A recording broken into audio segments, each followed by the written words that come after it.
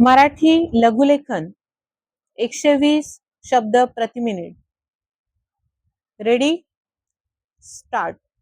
बंधूंनो, माझ्यापूर्वी या ठिकाणी वैद्यकीय व्यवसायातील अनेक अनुभवी व नामवंत लोकांची मार्गदर्शनपर भाषणे झालेली आहेत. त्यांच्या भाषणातून त्यांनी स्वतःचे जे अनुभव अतिशय स्पष्टपणे सांगितलेले आहेत ते आपणा सर्वांना भावी आयुष्यात बहुमोलाचे ठरतील यात शंका नाही. तथापि या सभेचा अध्यक्ष या नात्याने मला आपणाशी 2 शब्द बोलावयाचे आहेत. परिच्छेद. आपल्यासारख्या वैद्यकीय पदवीधरांसमोर भाषण करण्याची माझी ही पहिलीच वेळ आहे.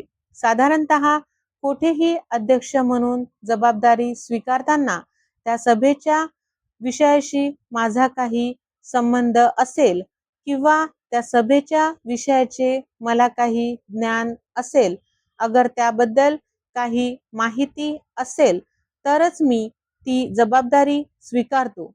उद्देश एकच असतो की माझ्या अशा सभातील उपस्थितीमुळे संबंधित जनतेला काही मदत होऊ शकते व काही मार्गदर्शन मी त्यांना करू शकतो.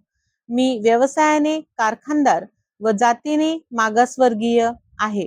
त्यामुळे कारखान्याचे अगर उद्योगधंद्यांचे उद्घाटन समारंभ, मजूर संघटनांच्या सभा, दलित बांधवांचे मेळावे आणि त्यांचे विविध कार्यक्रम अशाच कार्यक्रमात मी भाग घेत असतो. माझ्या सामाजिक जीवनाचे क्षेत्र एवढेच मर्यादित असताना मी आपल्या या चर्चासत्राच्या समारोपाचे निमंत्रण का स्वीकारले असाही प्रश्न त्यामुळे निर्माण होऊ शकेल.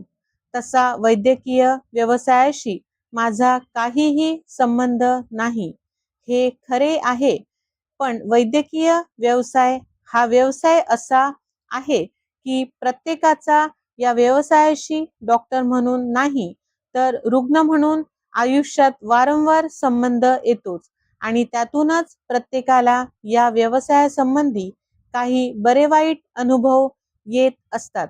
त्यामुळे साहजिकच या व्यवसायासंबंधी त्यांच्या काही किमान अपेक्षा निर्माण होत असतात.